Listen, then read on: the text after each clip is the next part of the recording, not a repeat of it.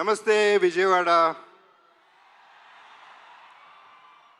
మామూలు కాదయ్యా మీరు. మొత్తానికి విజయవంతంగా పెద్ద టీంని తీసుకొచ్చేశారు. రామ్ చరణ్ని తీసుకురాగలిగారు. మెయిన్లీ థ్యాంక్స్ టు ఎంపీ గారు. ఇంత షార్ట్ టైంలో చాలా బాగా ఆర్గనైజ్ చేసినందుకు we're very very happy. 1962 benz circle దగ్గర సరోజినీదేవి హాస్పిటల్లో నేను పుట్టాను. అప్పుడు బెజవాడ. సో బెంజ్ సర్కిల్ నాకు బాగా తెలిసి అప్పుడు వాకింగ్ స్ట్రీట్ అయి ఉండేది. ముంతకింద పప్పు, గవర్నర్ పేటలో ముంతకింద పప్పు ఇవన్నీ తిని ప్రతి హాలిడే ఇక్కడ ఎంజాయ్ చేసినాడిని, మీతో పెరిగినాడిని, మీతో ఉన్నాడిని, మీతో ఉండిపోయేవాడిని. నేను ఇక్కడ పుట్టింది ఎంత వాస్తవం. పెద్ది అనే సినిమా ఇండస్ట్రీకి, డిస్ట్రిబ్యూటర్స్కి, ఎగ్జిబిటర్స్కి, మాకు ఆర్టిస్టులకి, మీ అందరికీ పెద్ద దిక్కు అవుతుంది.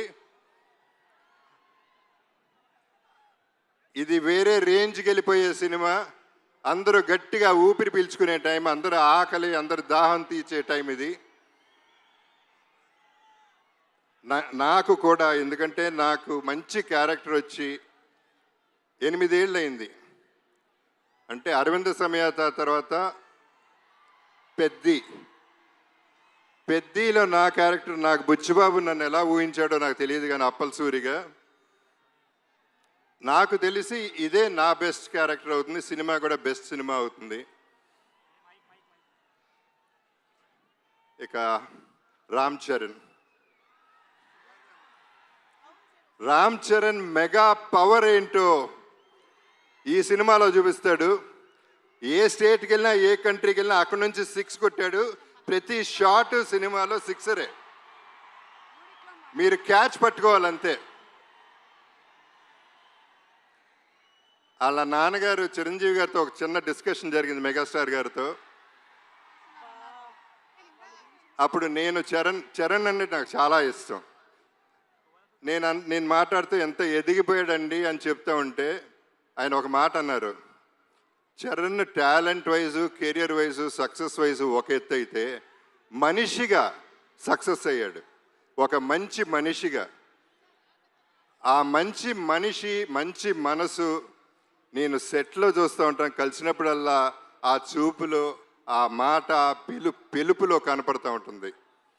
సో తనతో ఎప్పుడైనా ఏదైనా నేను ఎప్పుడూ రెడీగానే ఉంటా. ఎందుకంటే ఆపర్చునిటీ రావటమే గొప్ప విషయం. తన మనసు గురించి చెప్పాలంటే సాయిధరం తేజ్ ఒకసారి అన్నాడు,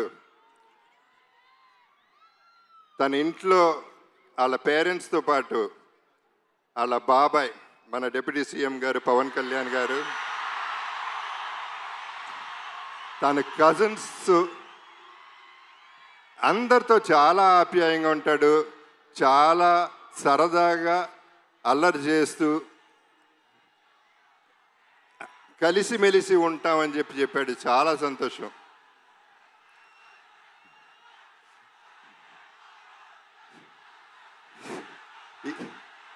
ఈ పర్టికులర్ సినిమా గురించి నేను ఎక్కువ చెప్పదలుచుకోలేదు, ఎందుకంటే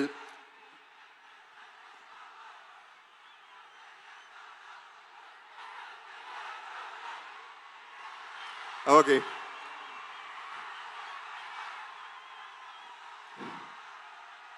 ఇక మా బుచ్చిబాబు పోర్టబుల్ సైజులో, బఠానీ సైజులో ఇంత ఉంటాడు. తనలో ఎంత బుర్ర ఉందో, ఎంత టాలెంట్ ఉందో, అన్బిలీవబుల్ టాలెంట్ ఉంది, అన్లిమిటెడ్ టాలెంట్ ఉంది. Is unstoppable also. తను పోర్టబుల్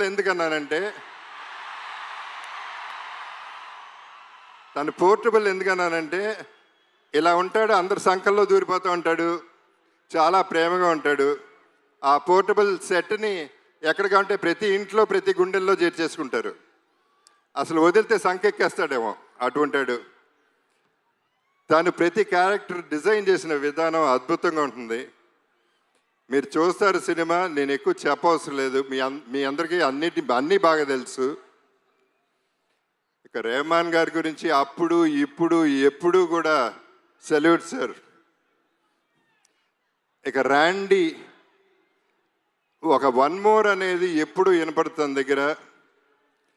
అండ్ ధైర్యంగా టేక్ ఓకే అని చెప్పగలే ధైర్యం ఒక్క ర్యాండీకే ఉంది డైరెక్టర్ కంటే ముందు. అంత క్యాలిబర్ ఉన్న ర్యాండీతో పనిచేశాను. నా అదృష్టం ఈ సెకండ్ ఇన్నింగ్స్లో ఇటువంటి వాళ్ళతో పనిచేయగలుగుతున్నాను.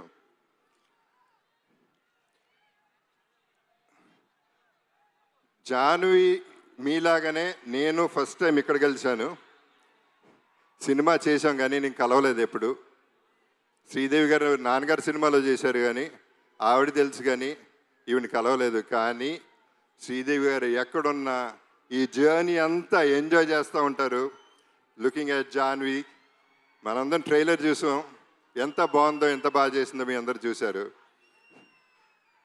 God bless everybody. సతీష్ గారు,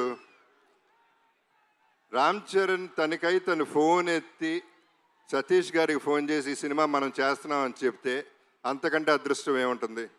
అంటే ఆయన క్యాలిబర్ ఏంటో కూడా మీకు క్లారిటీ వచ్చేసి ఉంటుంది ఈ పాటికి.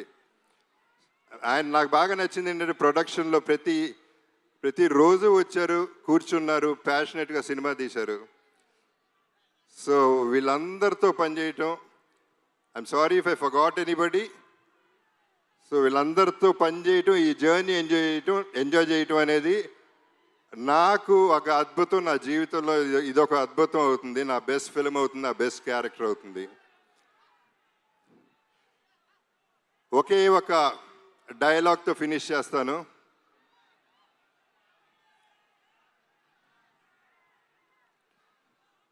ఆఖరికి వచ్చను కూడా ఒంట్లో దాచుకుని బతకాలంటారా దీని అమ్మ బతుకు. మీ అప్పల సూరి.